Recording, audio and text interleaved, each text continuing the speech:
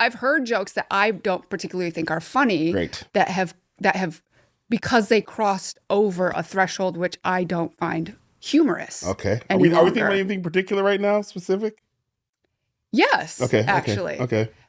I saw a clip of the roast of Kevin Hart. That's what I thought we were. Okay. Yeah.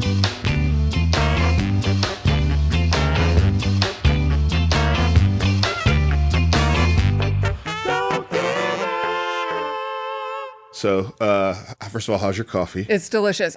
I didn't know that you were the person getting the What do you coffee. mean? No, I'm the person. I was like, no need for this. Okay, because I texted my assistant, "Can you have someone grab me a coffee?" I didn't know it was the request was going to you. It came straight to me. Okay, great. What was I going to do? Fine. It's delicious. Great choice. I do want to know. It's a place right down the street. It's wonderful. It looks hip, so I figured it was appropriate. Great. It was next to a Dunkin' Donuts, so I did have that like. You had the choice. And I know you're Boston. Yeah, I do like a Dunkin'. But I just felt like I'm gonna go over to you can get Also, Dunkin'. the no labeled cup also helps out for several reasons. Yeah. So it doesn't look like you're endorsing. Yeah. I'm the proud owner of this new coffee shop in New York City. Do you get down to this area that often?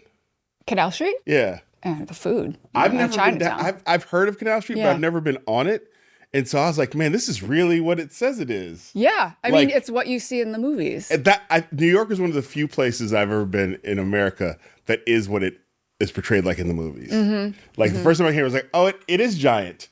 And the streets are crowded. You're a California guy.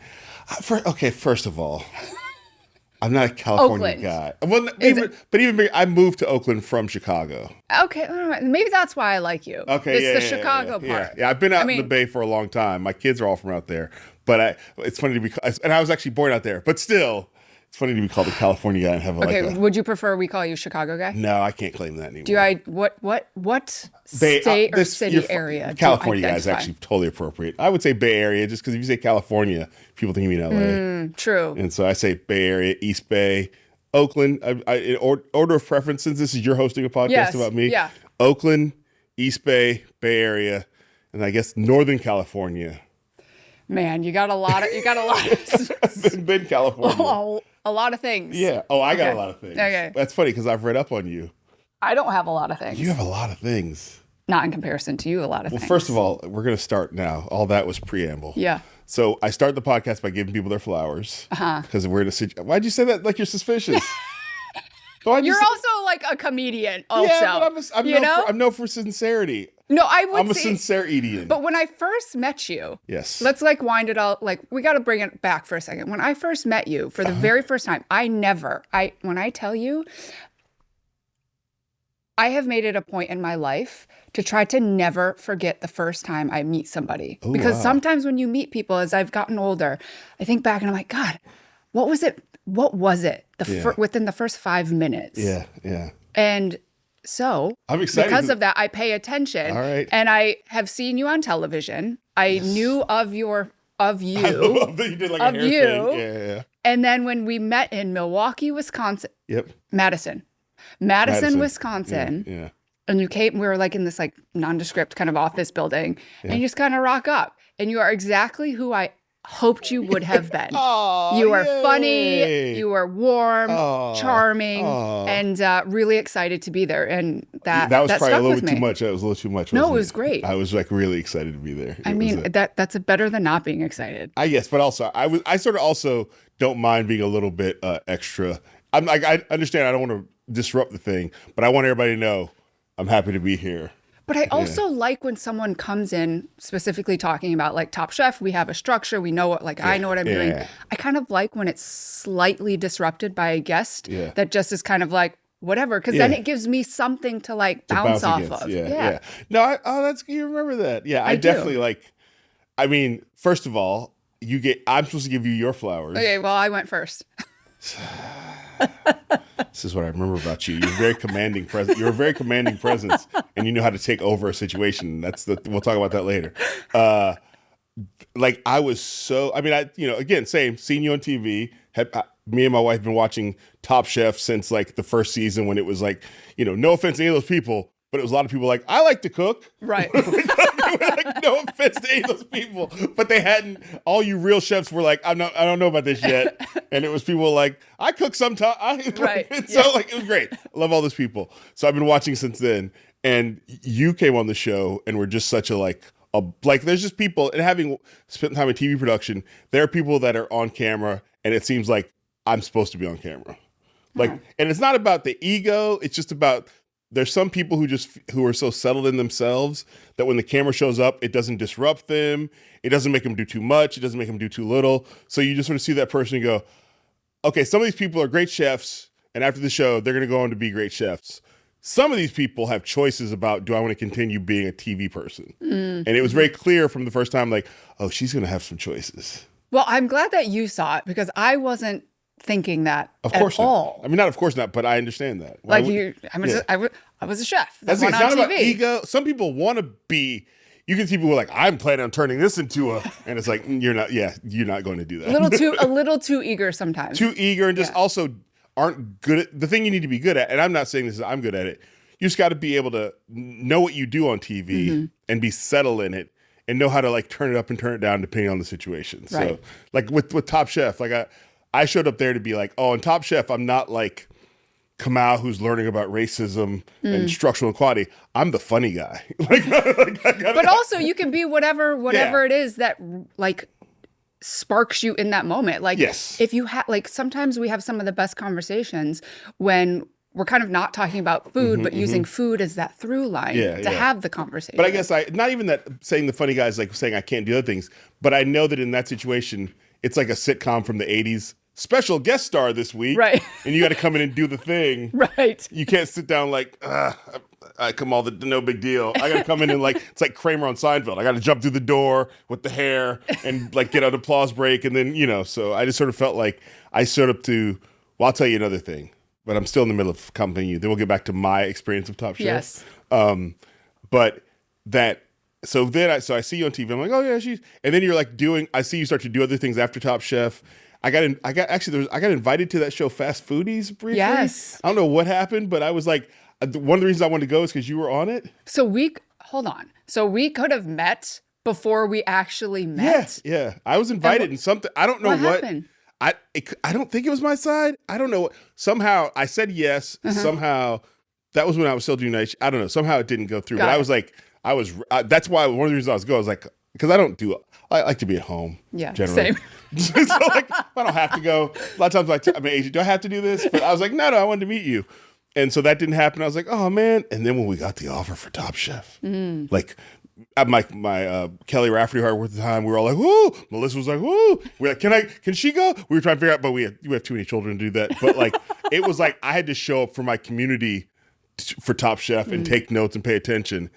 And also, as somebody who's hosted a TV show, I know what it's like to host, not in that competitive reality show format, but I know what it's like to be on camera a lot and have to be aware of that and have to like, sometimes you have to say the thing and the producer goes, can you do it again? And I was like, and standing next to you when we're all up there, like, it's like the experts and Kramer and Black Kramer. I was so aware that I'm standing next to a cyborg. Like you are a TV machine, you know what I mean? And I mean that in the best way, like not like you're not, it's just, you're really good at that. And that was my first year. That was your first year. Imagine That's why I was if like, you came back now. I mean, I'm waiting for the offer.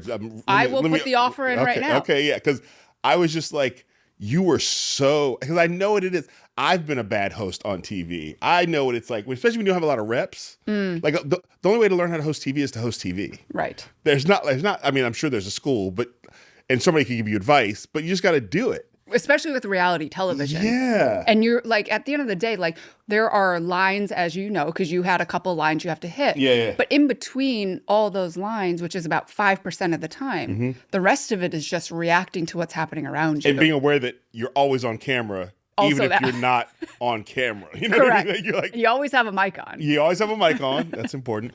And just the idea that like, and you're in a position, I was in this too, where you're dealing with people who aren't used to being on TV. So you're also carrying their weight a little bit too. Sure.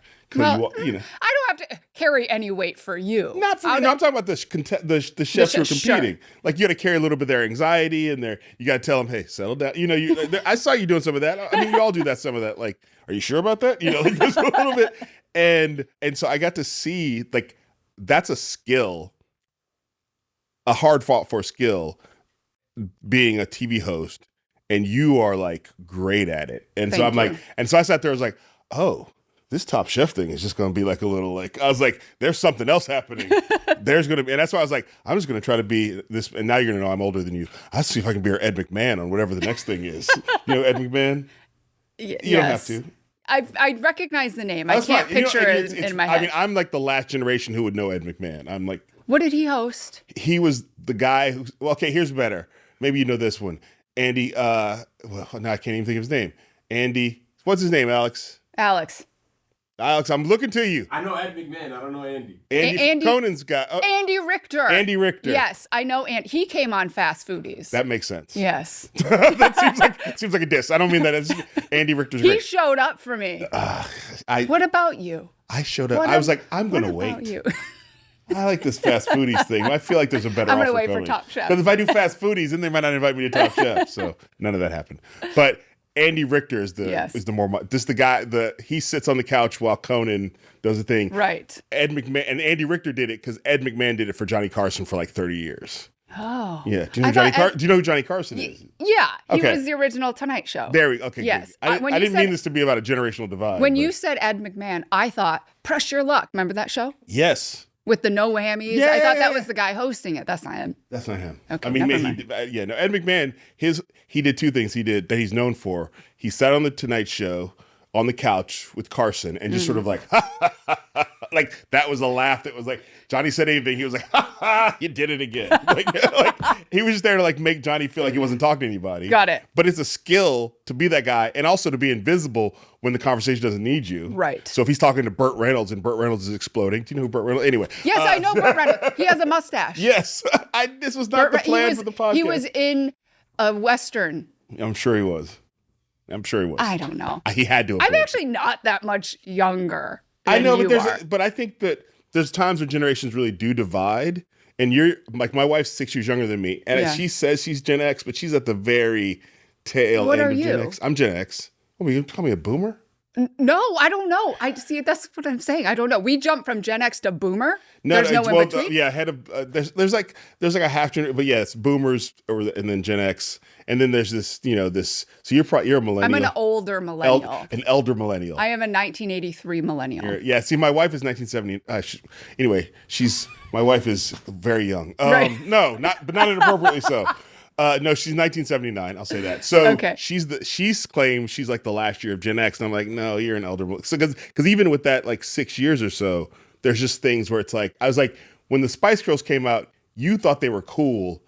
I was like, what is this? But do you see the generational divide the most in pop culture? Like, is that the place where it always typically shows up? Because it's about when you heard that song and what, like, I'm the exact age of all those Seattle bands. You know what I mean? So like, or a little bit younger. Yeah. Like, so that grunge movement, I was like, I'm the exact age of hip hop. Like I'm 53, hip hop started in 1973. So all of hip hop has sort of happened in my lifetime and I saw it all happen. You know what I mean? But after pop culture, now I'm just like interested. After pop culture, where do we see the generational divide the most? Is it style? Is it clothing? Is it how we, like, what is it? That's a good question. I would say that like some of this is shifting because the internet is flattening us out a lot. Mm-hmm. So I would say that language and style have to be pretty close. Right. That those are ways in which like you see, like if you see, like there, I mean, you I'm sure you remember this when everybody, the flannel shirt era is like the grunge era, like when everybody, what? The what? Flannel shirts when people ever. Oh, flannel shirts. Yeah. I thought you said flight on. Like a flight, like I was like thinking of an airplane or whatever. Okay. It made no sense to me. Okay. Flannel shirts. Flannel shirts is ascribed to, and I've seen them come back in my lifetime. Right. But they're always a marker for me of like, that's that era, the early 90s era, But then you can separate that all out, even within the bucket of style. Then we're talking, what region of the country did you grow up in? Well, see, that's the thing I think the internet is flattening, because it used to be like as a kid, like as a young, like my dad lives in Mobile, Alabama. And I would go to Mobile, Alabama and see people dressing there the way they dressed in Chicago like 5 years earlier. Right. Because it just took a while. I'm like, oh, you guys are doing those pants now. You're right. And the internet is flattening it out because everyone just we're so instant in seeing it. And then everyone jumps on this. Because there used to be very specific slang. Like when I moved to the Bay Area and heard people saying hella, seriously? I was like, you guys do that? Well, now it's everywhere because the internet is sort of bro. Yeah, bro. Are your kids calling you bro? Bruh. Sorry, bruh. It's even a little less You are an effort. elder millennial. Bruh. Yeah. It's like the fuck you through my, bro. My 11-year-old likes to call me bruh or bro. She likes to, hey, bro. Do you know what I've heard recently? That people, like I've heard it in public where clearly they're a couple, and I'm talking purely heterosexual couples. Fair. Where the guy calls his partner bro. Oh yeah. Bro, you gotta taste this. Are you calling her bro? Are you and she's okay with this? Like what is happening? Are we not actually present and conscious with the choice of words? No. And that we're just throwing out bro? I mean, so very early in my wife and I courtship, before we were married, but we'd been dating for a while. Something happened, and she's like, "Dude." I was like, "Don't call me dude." Like, I was like, I just felt so like, ew, like, and it's become like a recurring catchphrase. Because I said, "Don't call me dude," like you don't know me, dude. I was like, no. Yeah, I think all of those words have come. Well, a lot of the words that we choose to use that like used to be the ums or the like these like filler words have been kind of taken place with dude and bra instead of just sitting with a moment of silence while you gather your next thought. We don't do that. We don't do that. I mean, we do that. You know, a lot of people out there have yet to learn that. Them don't do that. Them don't do that. It's the name of this episode. We really went far afield. Yeah, I kind of liked it though. I mean, I'm enjoying it. Yeah. I'm totally enjoying it. I mean, because that's the thing. This podcast is set up for me to talk to people who I like and admire, but I wouldn't I don't know that I could just call you and go, let's just chat for an hour. Why couldn't you just call me? I mean, you have my number, right? I do. Yeah. But you famous people. Please. Okay, if I'm going to use your age right now in my benefit, you've been far more famous in a bigger way than I ever have. Are you confusing me with Questlove? No, I'm not. I've seen you on television before you saw me on television. Yeah, but that doesn't count. How does that not count? I was probably on television before Kendrick Lamar was on television, and yet the time you are on TV does not equate to the, I know it doesn't, but like the way you just don't argue with me right now. All right. You have 10 years on me? 10 years, yeah. I own my age, 10 years, yeah. You got 10 years on me, and you got 10 years of full-blown career. I did, yeah. I've done some things. I'm a little baby. You are. That's why I think it's so exciting. That's why I'm trying to sell myself as the Ed McMahon. Because I'm tired of working hard. I just want to be next to you on the couch and be like, coattails. Yeah, I'm ready for some coattail time. I got you. I just want to be like, she did it again. She did it again. How did she do it? And nobody knows. So back to the original point, why are you so good on TV? Wow. Okay. Whoa. All right. This is your time to teach the masterclass. I think it's because of the projects that I've chosen are projects in which I can be me, where I don't feel like I have to be a television host or be a certain version. I can be all the different versions, and if it ends up on the cutting room floor, that's fine. But throughout the process, because as you know, for 50 minutes of television, you're filming, 48 hours. Yeah. Yes, and so for those 48 hours, if I'm just allowed to be and flow and do whatever it is that I do, that makes my job a lot easier. I don't have to think about it. Yeah, but some of the worst advice somebody can give you is just be yourself. Right. Depends on who you tell. You got to be careful. Because I'll be like, is this me or is this me? Am I doing it yet? I think I've gotten really comfortable with being okay making all the mistakes and saying the wrong thing and needing to say it 5 extra times. Yeah. But okay, so I'm going to push back a little bit because first of all, there is a thing about you have to get used to saying things 5 times when you're recording television. So your ego has to be sort of in a place where you're like, okay, I'll say it. It doesn't matter. Even though these people heard it already. Even though for me sometimes it's but it was a joke the first time. And if I say it, right. But you have to get over that. But the other thing on top of that is being able to be yourself and it's actually the appropriate version of yourself. That's what I mean. How did you figure out like when I stood next to you, I was like, nobody, if I had never heard of you before, I'd have been like, oh, this is a child actor who grew up in show business and has been doing this. She started out with Kurt Russell. You know what I mean? Like, I know who that is. Okay, good. I'm trying. Married to Goldie Hawn. Yes, good. Okay. We're gonna keep. I like this game going. No, but so you know, no other podcast has worked out like this with me. So we're doing a special thing here. But like, I wouldn't have known that you were like a contestant turned host. You know, like there was nothing. Because, you know, and we can talk about this as much as you want to, but like you stepped in the shoes of somebody who had that job for a long time and did have a lot of experience, a lot of reps. So it would have been understandable if you'd been like, I mean, before the camera starts rolling, and internally, that is how I felt. There was I did a lot of therapy prior to taking the role for Top Chef. Whereas some of my other past television jobs, I just kind of like hunkered in and I like worked past my fears and all the anxiety that was happening and the self-doubt. Top Chef, I was like, no, we're going to start this one in a different way. So you're saying fast foodies did not send you to therapy? Well, maybe for a couple of things, but okay. Fair. I wasn't even saying, but like, I do think there's a difference between like I'm going to have a job on some show that never has existed before, and there's pressure, of course, and you got to figure out things.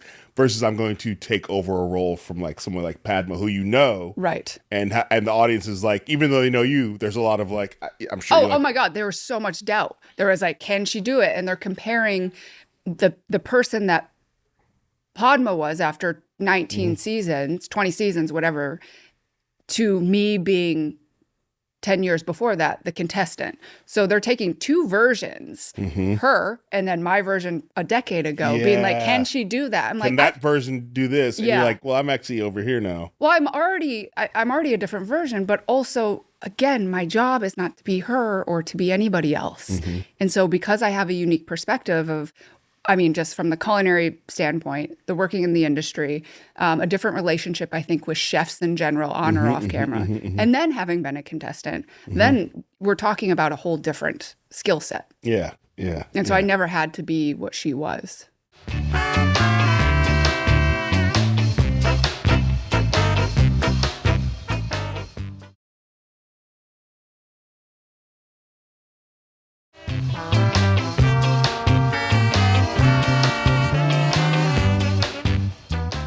But I am very fast. I think that's true. But you have to also be okay knowing that like some aspects of people are going to be like, she's not her. And you're like, yeah, I'm not her. Yeah. I mean, I heard it probably the most for the first half of the season of my very first hosting season. But that, it kind of went away. Or I just, muted the right people. I just restricted and muted the right people so I didn't hear it. But I think people then just got a little bit more used to me and how I come into that role. And I think you are. It's like they didn't reach from somebody outside of Top Chef because there was, of course, like, who's it going to be? They're like, so, and they didn't go to somebody where it feels like they were looking for like clicks. You know what I mean? Like it wasn't like we got a 12-year-old TikToker who has a food channel. You know, it's like, I mean, they could have gotten you, but believe me, I threw my name out there. I like to throw my name out there, not officially, just on Instagram.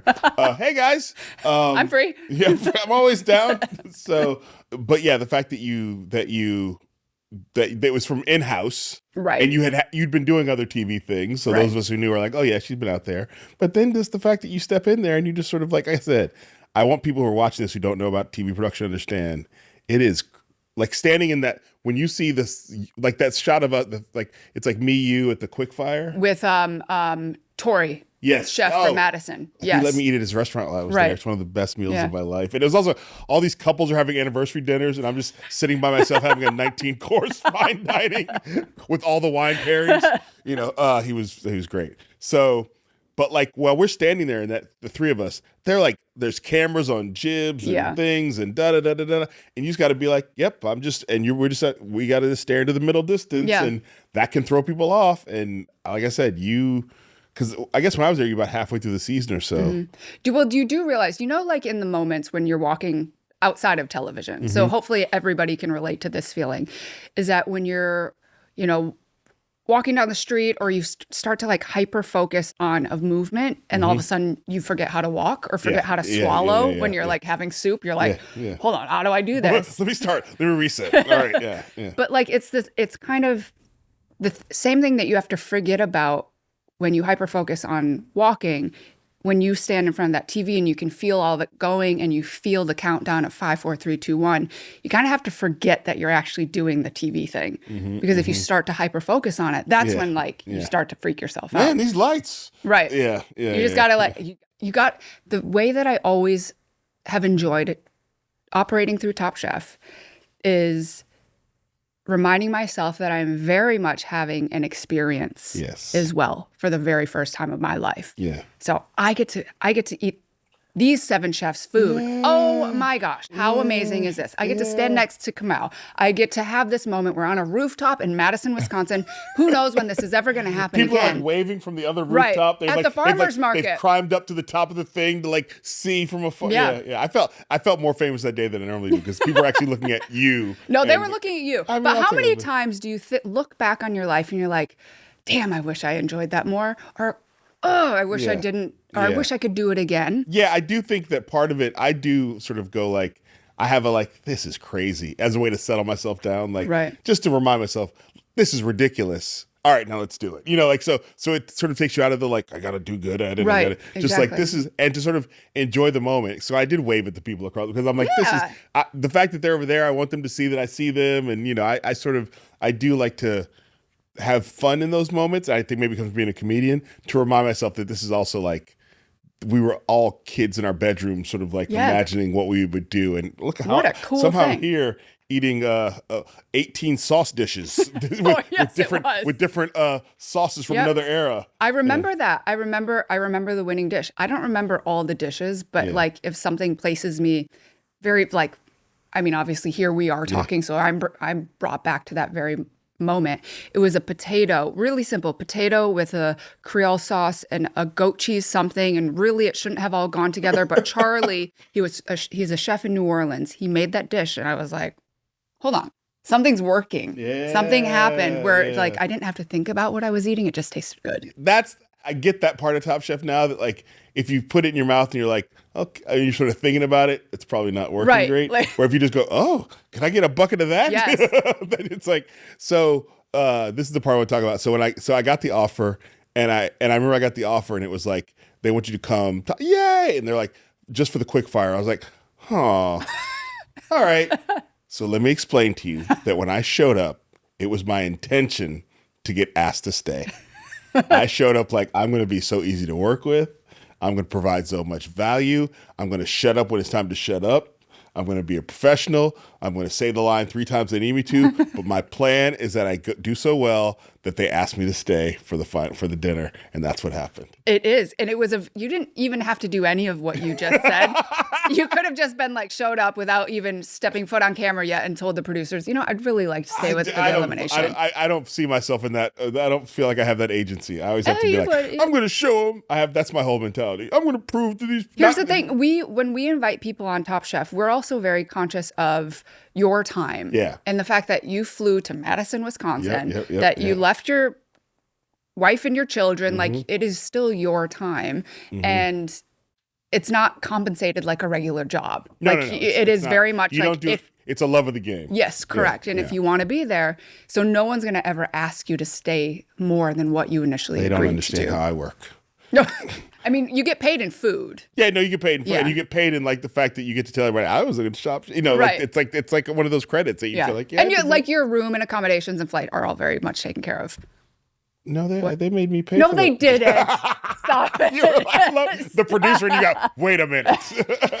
I would have given you money right now. They gave me hotels.com. They sent me a link to hotels.com and said, you book now, you can find some affordable rooms. That's what they asked me if I had any frequent flyer miles. Did they really? No, they didn't. Oh my God. I would be like, no. No, none of that happened. But so we do the quick fire challenge. We do the thing. The things I remember are the jokes that I said that made the show. That's what I remember. Which was what's one of the. So we were backstage tasting the food, and it was the food. I just remember this dish because it was not a winning dish. It was actually called out. It was the chef made the dish with the raisin sauce, which was sort of there was just no way to make. It was just Wait, was it with the eggs? Yes. Oh, Michelle. Yes. Yep. God, I'm impressing myself. Yeah, because that's been years. Yeah. Okay, yeah. And so I'm not an egg person, but I had to put that aside and just go. But then just the fact that everybody sort of went, oh, that's a. It's interesting. And there's also, she had to do a raisin sauce. I mean, it was not, some people got like a garlic sauce. So it was what Top Chef does. I love that you remember this. I do remember. And so when I tasted it, everybody went, and I went like, this, that thing that happens when you're listening to one song and then another song comes in, and sometimes they mix perfectly. Well, this is like if you're listening to a Taylor Swift song and a Slipknot song comes in. And I said it backstage, and somebody's like, say that out there. And so I did, and I saw her face go, oh. And I was like, but I mean, we made it up, but it was just that's funny. I remember that because I said it, and everybody laughed, and then said, say it out there. And I was like, here's the thing with like these chefs too, where I feel like people like you, and this is why it's so great to have guests on, that when you say something like that, it's not offensive. Like you're not these chefs are like, they kind of chuckle at it themselves because they probably already know. Yeah, and she knew she had raisin sauce, and that's what I felt like. It was like, this is not she sort of got the bad card. She got like like the bad poker card. So but I was happy when it made the thing, I was like, I wanted to provide value. And then I went and sat down after the quick fire challenge because I was leaving the next day. Yeah. And I just wanted to, and I sat down because they were like, okay, we were done. And I was like, I'll sit here and just wait. And then somebody came tapping the shoulder, and in classic Kamau fashion, Kamau, what'd I do? Like, I'm always prepared to be, it's an only child. I'm always prepared to be in trouble. And they're like, oh, no, we just want to know if you want to stay till tomorrow. I was like, yeah, I can do that. Inside, I'm like, yes. I was like, let me call my wife. I got to make sure they're like, okay. And then everybody's worried about, is she okay? I was Wait, wasn't it your kid's first day of school or something? There was it wasn't but there was something that I had to like, I just was like, I knew she would be fine with me staying, but I just need to get all the yeah, there was something. I don't think I missed the first day of school, but there was some sort of thing that was like, yeah, you can stay. Yeah.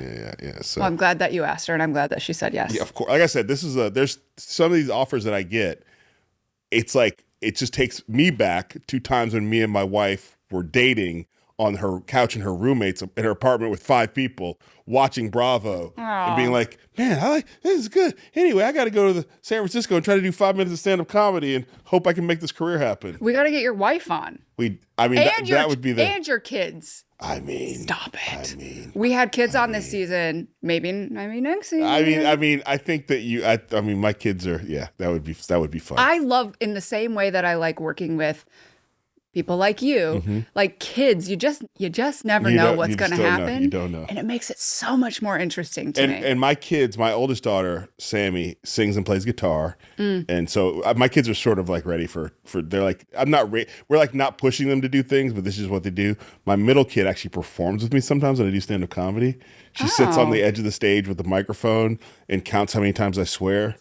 And then you give her money or something. Yeah. And then also, like, she'll like correct things I say, or she has a bit that she does. And it sort of happened. It evolved out of me returning to stand-up. And then my 7-year-old is like, she's in 2nd grade. And, like all kids of that age who were around, who were sort of young when COVID happened, she's feral. Right. Wait, I have a question about stand-up. Okay. Because it really is quite an art and quite a skill. It's quite a skill. Are you born with comedic timing? Or is that something you honed? Or when did it, like, how do you know when you get it? I think there is an aspect of like, so let's just say people who find out they're funny or find out that you're interested in being funny, and then you hone that skill. So everybody has been funny at some point in their life. Even unfunny people have said a thing that made people laugh. So you kind of take note of all the times what landed. As a kid, you're like, and then if people start reflecting to you that you are funny, so this is how I think it happens for a stand-up comic. You say things that are funny, you notice that people are laughing, and you go, Then you try to say things that are funny, you notice that people laugh, and you go, and then you start to feel like you can control it. And then people start telling you become everybody's funny friend. This is Kamau. He's hilarious. But I think it's also the content and the things that you choose to be funny about. Sure. Because obviously your joke is not going to land if another comedian says it. It's all in the delivery, the timing. I also think that just similar to food, it lands and it becomes memorable when it feels a little bit personal. Yeah. And it's just a little something where it feels like relatable. Well, that's the big thing is like, how do you take, because on some level, people like cooking is science. Yes. Like you need to I cook in my house, so I can, You know what's up. I know what's up. And I always say comedy is math. It's like there's certain rules in place that you sort of go, if you're going to write a joke, you kind of, there's structure, there's repetition, there's setup. Setup can't be too long, can't be too short. The punchline, has to build. If you only have one good punchline, you sort of need to figure out how to, so there's like a certain, I think thinking of it as math, it's because it is writing, but it's math because you're like, and then the timing is part of the math too, like now. So right, because you start to feel what the audience is doing. You especially react live to performance. them. Yeah. So, and then there's a part of it that is like music, and then there's part of it that when you get up there, it becomes like, it's like jazz, where it's like, well, let me improvise a little bit and see what I can get out of here. And you start to, and so every comic is different. Everybody improvises, but I improvise a lot. But when you say, so you were talking about television hosting and, whatever, in the same way that I don't think about television hosting, you don't have to, of course we think about it, but you stand up there, you know exactly what it feels like. You know the cadence before you even go through it. You know the rhythm of your show. Yeah, I mean, yeah. Why is that? You're saying it like a question. Because I think there is a little bit about stand-up comedy that is like, who knows what's going to happen. Right, because every crowd's different. Because everything's different, and also every crowd's different, every space is different. Also, if you have a new joke like that you just wrote that morning, and you're like, I think I'm going to open on this new joke that I just wrote. So there's always an element of like that a lot of comics I think rely on, of like, I could do it the way I did it last night, or I could change it a little bit and see what happens. And so there's always, not with every comedian, but I think of the school I came out of, there's a little bit more like adding elements of danger to it, that if you're like, for example, I'm trying to think of a comedian, like Jim Gaffigan, I get the impression like it's written down on paper the way he says it. Mm-hmm. Like, I wrote it this way. I remember him and his wife write together. I get the feeling that these are routines, that he's not really improvising a lot. Whereas Maron goes up there with like a piece of paper that says the government, and he talks for 20 minutes. Because it's just more of a bullet point of the story that he knows what that's going to remind him of, but he's also sort of figured it out with the audience. Okay, so can I ask you a follow-up question? No, I'm sorry, we're out of time. Thank you for coming. Yes, you can ask me a follow-up. What happens when you start to feel like it's not going to land? Or what do you do in that moment? First of all, I think that has to happen. If it's always landing, you're probably not trying hard enough. I think that's actually, at least I feel like that. I think it's about like if I'm headlining a show or people have come out to see me and I do a few jokes that don't land, you can sort of be honest with the audience and go, hey, You have to call it out. You can call it out. It's depending on how badly it doesn't land. Sometimes if the statement is compelling enough, you can just move on. Like if it doesn't land, but I said something, people are like, You can go, well, I appreciate the fact that they all liked the point I made, but I'd like to make it funnier. Yeah. If it just bombs, you got to sort of like, it's like the same thing you say about Top Chef. You got to like, time to move on to the next thing. Yeah. Because if you sort of get caught up in that moment, that's when you can spiral. And every comic has done that. I have one more follow-up question. All right. Sorry. Then I have a question. Okay. Yeah. Slightly skewing, same category, slightly skewing to a more maybe serious answer. When you write your jokes or when you listen to jokes, yes, what is it? That's what I don't know. I've heard jokes that I don't particularly think are funny. Great. that have because they crossed over a threshold which I don't find humorous. Okay. Are we thinking about anything particular right now, specific? Yes. Okay. Actually. Okay. I saw a clip of the Roast of Kevin Hart. That's what I thought we were. Okay. Yeah. So several things in there. One either didn't land with me because it's just not my kind of humor, but also there just are things that I don't think we should be turning into a joke or a punchline. What is the difference? What is it? The person telling certain jokes that I feel crosses over. Is it just I guess I'm trying to understand how you arrived to being okay with doing that, or how that being, person. Yes, how that being your comedy. See, okay. Like, how did you get not there? How but how did the person who told the joke get you like? Why would you tell that joke? Why would you? That's not funny. Who said that's just that mean, was okay? Or that's transgressive, or you don't have the right to talk about that. Correct. Okay, I think we're thinking about the same person. Giant teeth. Yes. Now I didn't know who this guy was before. Oh yeah, no, I knew who he was because I knew who he was. Of course. So I'll say that I was not surprised. You're not surprised? I was not. So like that's a normal thing by that for guy him. telling a joke like that? Yes. No. That's his thing? That's his thing. Just to be clear, we can cut this out if you wanted to. I don't care. Yeah. Tony Hinchcliffe we're talking about? Yes. Okay, yeah. Alex knows what I'm talking about. But I heard Alex respond. Yeah. But how to, like, here's the thing. There's a space, obviously, where he just is doing his life or whatever. I know jack shit about this man. This is so great. But then you go on a national, hugely, global, global. Maybe galaxy-wide, we don't know. Of a person with a global presence. And at what point did no one say, maybe this isn't the guy for us? This is so fascinating. So I write a weekly newsletter, and right now I'm writing about the Kevin Hart roast. Mm-hmm. So I'm thinking about this a lot. Yeah. So this is why when people, earlier you were talking about the comic goes up there and knows what they're going to, sort of what you're going to say. And I think people sometimes think that all comics are in it for the same reasons. Mm-hmm. Or that comedy is like people say comics are truth tellers. And I want to be like, no, some comics are truth tellers. Right. Some comics are just trying to be funny. Some comics are just trying to get girls. Mm-hmm. Some comics are sad, broken people who use comedy as a weapon. Mm-hmm. So, and unfortunately, it's like they're superheroes and supervillains. Not everybody who gets superpowers uses them for good.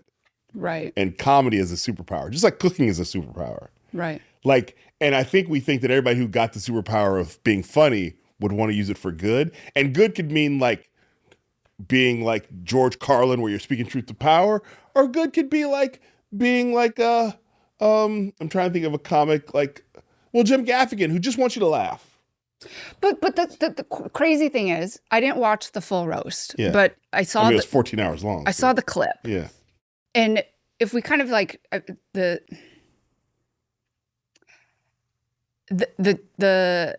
you give media platforms to these moments that mm-hmm. then represent or are deemed okay because they made it to this stage, mm-hmm. as opposed to thinking about the choices that we make and how it impacts all of us, all mm-hmm. of our communities mm-hmm. around us.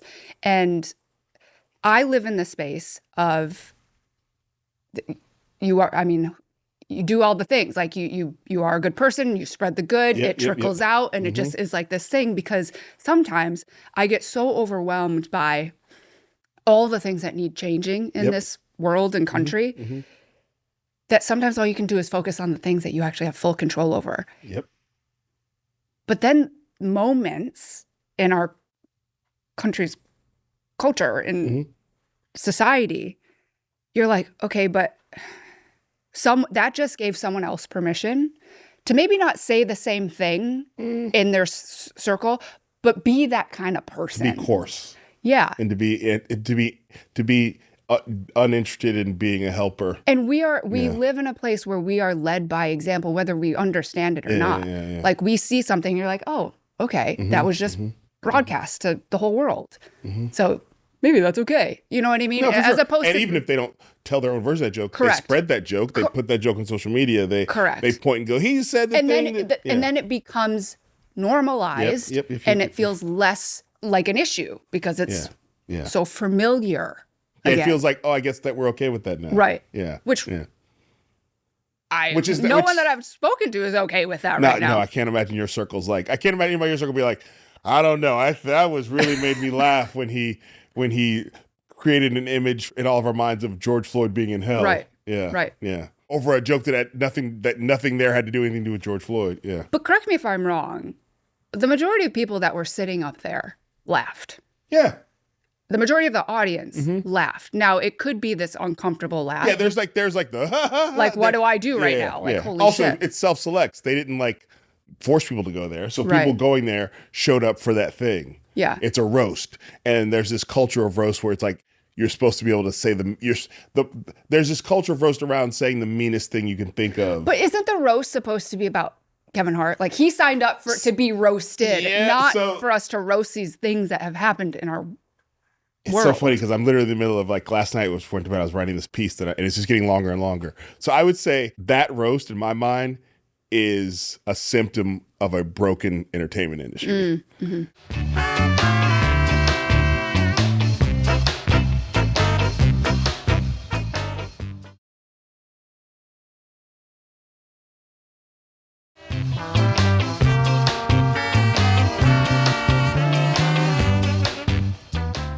The roasts started out at the Friars Club in New York, first of all, right somewhere near us.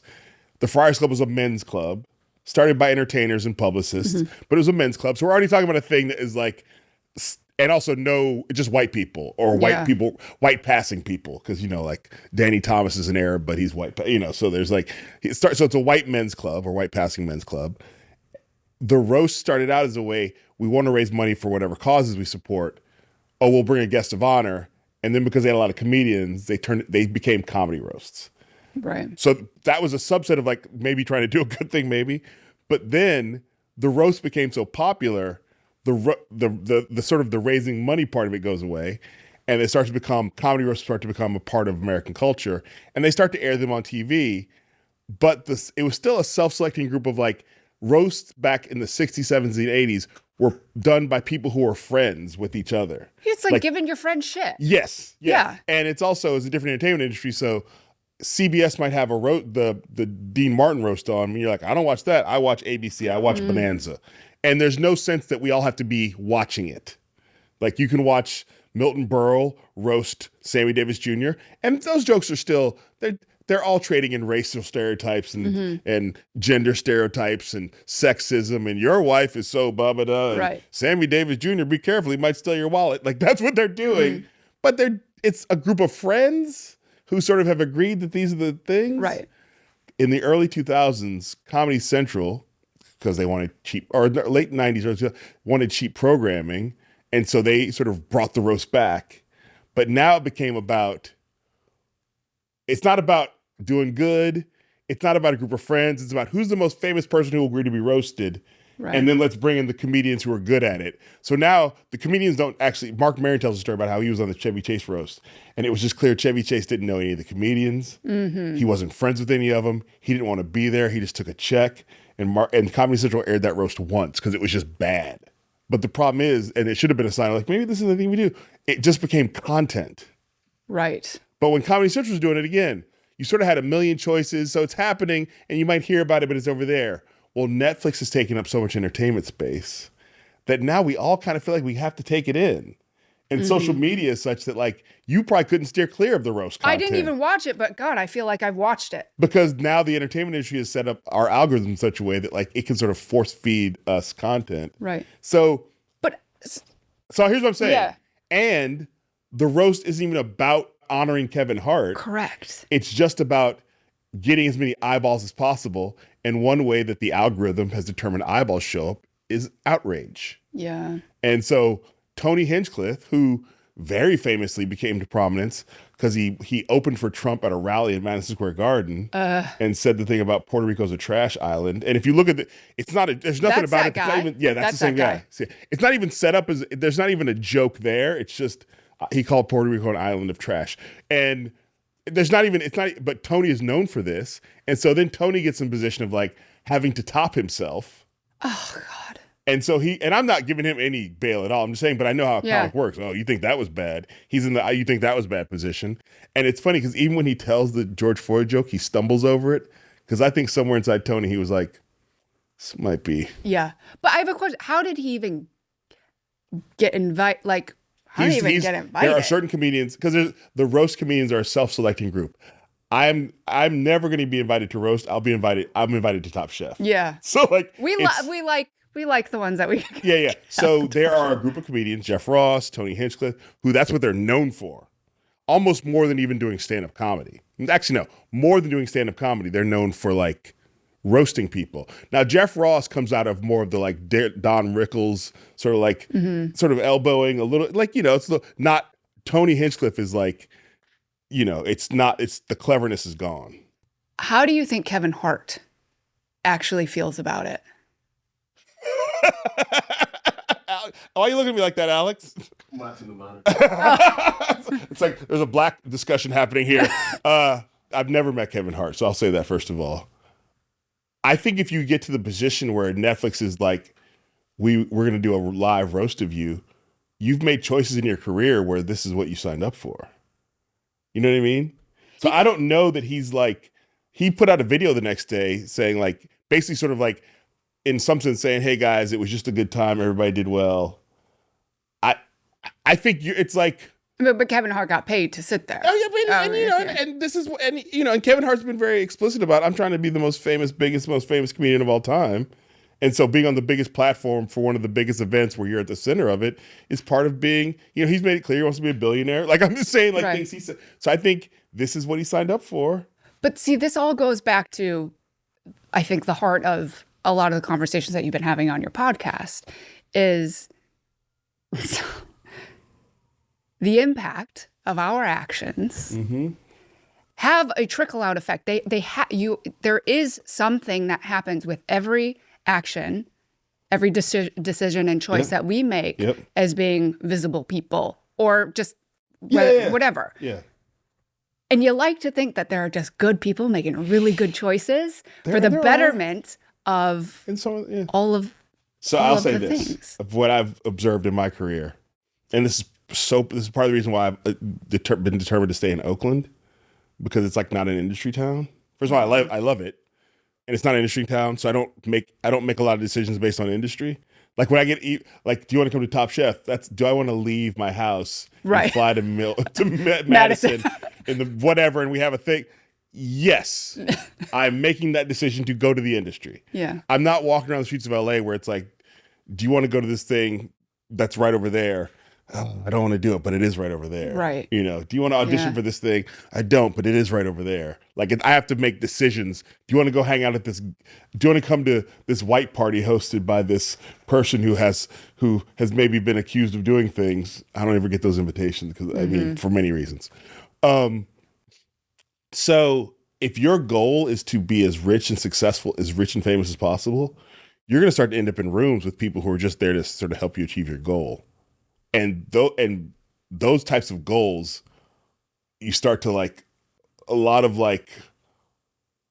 decisions based on morality start to melt away. And I'm not calling Kevin Hart a bad person, but I'm saying your decisions are just different. Right. So I'm not even in a position, I'm not even positioned to get in the room to be around those things, but I've also actively avoided things where I'm like, I don't think I really want to do that. Right. So like when you talk about my level of fame, I think I fought hard to be this level of famous. And I feel like it's like, if Tom Cruise is here, I fought hard to just sort of, So the thing I think is interesting, and this is is that it really hit home for me, the whole thing with Tony Hinchcliffe. I feel like that's his. I don't want to put too much on Kevin Hart. Tony Hinchcliffe said it. Right. Now, Netflix had access to all the jokes, and they cut some jokes out. So somebody somewhere at Netflix said, this joke is too... There was a joke about Melania that apparently got cut out. Yeah. But some, okay. Interesting. Yeah. So there have jokes that have been come out. There's a list of jokes that they cut out that don't seem any worse, but it's just clear that it's because the people in power are not that one. So that joke was approved.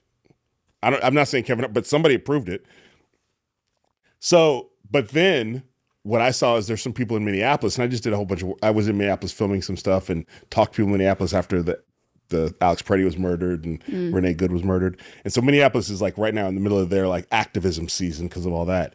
And there was a press conference held by George Floyd activists who were like, "Hey, we don't think that's funny at all." Yeah, and it's black people, and they called out Kevin Hart, and so I'm like, by the time this airs, maybe he will have said something. I don't know.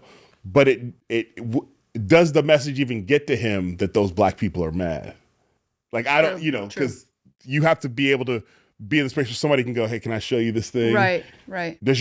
His algorithm may not bring that to him, and also maybe it brings to you, but you scroll past it. But you have to somebody has to go, hey man, I think you need to address this. Right.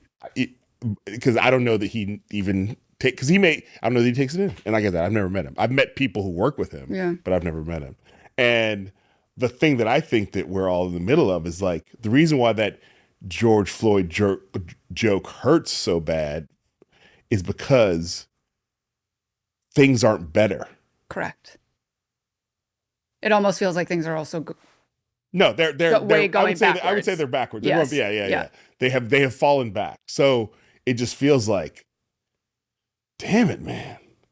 And Kevin, his name is, and Kevin Hart's not related to George Floyd. It's not even you can't even make the connection. There is no connection whatsoever. Yeah. So it just feels like Tony Hinchcliffe, which Puerto Rico's a trash island. Why are you saying that in a city like New York where there's all these Puerto Ricans? And like, what the? Yeah, and what are you talking? And then later go, I have vacation there. It's actually, oh I my love God. it. Yeah. So like, he's reaching for, it's like third rail. He's a third rail comedian. I just want to reach for the most shocking thing and show that I can hold on to it. And because there's a period after he said the Puerto Rico thing, it looked like his career was going to because Trump hadn't won yet, but then Trump won and Tony feels like, oh God, he's been vindicated. So can my eyes roll farther back into my head? Yeah. So I just think it comes down to and this is one thing I realized, and part of this podcast is I feel like comedians have done a lot of, not all, there's just some comedians who've really done some harmful shit in the discourse of this country. And I'm fine with dirty joke tellers. Right. I'm fine with jokes that I don't agree with. I mean, I came up in comedy clubs. I don't have to agree with your joke.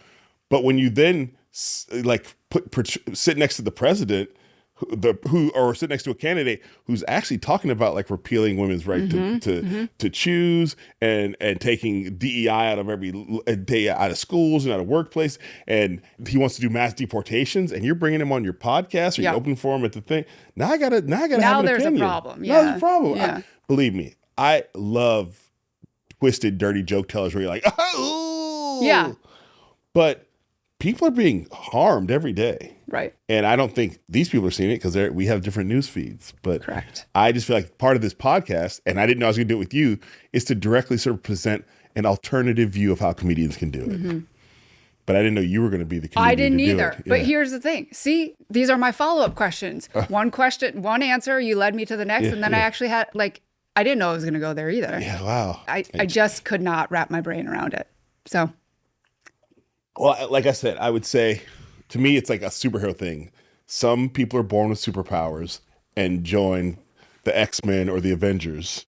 And some people are born with superpowers and say, I can use this to accrue so much power and steal and I can use this to become a more powerful version of myself and take. Right. And because to your point, what you were saying when I asked you, I think the original question is, how do you know your comedic timing? How do you know? You pay attention to what you say and the reaction that you get. And then what reaction do you want to get? Right. And so it's clear that some comedians they get caught up in the cringe reaction or the because shock is supposed to mean that you're good. Oh my God, you've shocked me. As opposed to just I just want people to laugh. And I want people to laugh and I want people to think and I want people to actually leave feeling hopeful and I want people to I'm asking in a second, an organization to support so we can help people.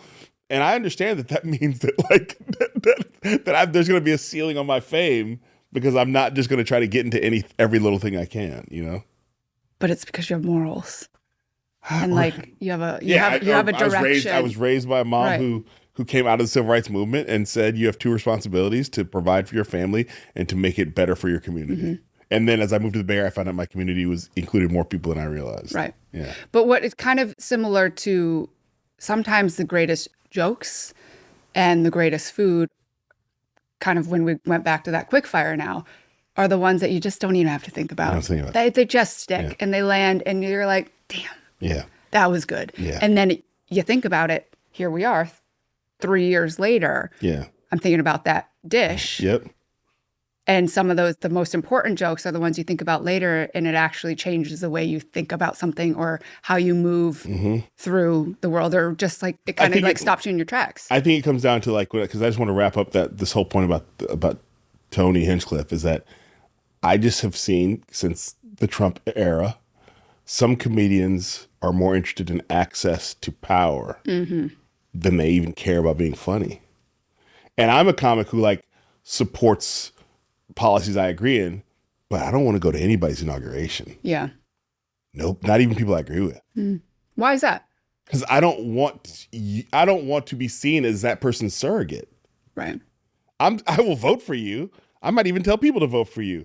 But I don't want to look like I'm trying to get access to your power. Like I'm trying to or that, I don't need to be I'm not really a VIP section guy. Yeah. If you ran for president, I would show up at all of your pre-things and I would show up at your inauguration. Well, thank you. And that's an alternate timeline because it's not happening here. So you want to do stand-up comedy, huh? No, I don't. I think you do. I don't. I think you do. I think that improv in my world of reality television is something that is very much it's a superpower. Yeah. Like, I don't want to be funny. I just have learned and honed throughout my time on television that the greatest time that I have is when I'm less in my head and I'm more in the moment, reacting to certain things. Yeah. It's funny. I had this when you were talking about the superpower, because there's a thing that happens. Me and my daughter follow this Instagram person who her whole profile is really clearly trolling people, but the disgusting things she does with food. I have a couple of those people on my feed. And I feel like they're like the Tony Hinchcliffe of food.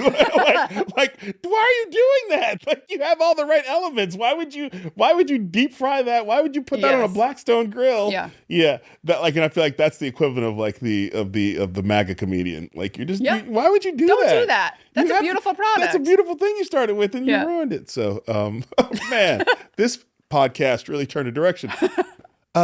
So my penultimate question for you, this is called Who's With Me? Yeah. We want people to know things they can do, support in the world. Give us a foundation or a cause you think people should pay more attention to. Okay. So it really, to me, and this kind of, I'm going to give you a story leading up to why. Yeah.